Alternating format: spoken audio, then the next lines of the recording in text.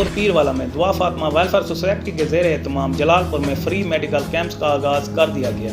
पहला कैंप गुज़श्ता रोज़ नवाई इलाका खान बेला मौजा शीनी म्यान में लगाया गया, जिसमें 361 मरीजों का फ्री चेकअप किया गया और फ्री अद्वियात भी मुहैया की गई। दुआ फातिमा वेलफेयर सोसाइटी के कोआर्डिनेटर सलमान मुनव्वर खान ने अपने ज़ेर सरपरस्ती फ्री मेडिकल कैंप्स करवाया। उन्होंने कहा कि आइंदा भी इसी तरह गरीब लोगों के लिए ऐसे मज़ीद फ्री मेडिकल कैंप्स लगाए जाते रहेंगे।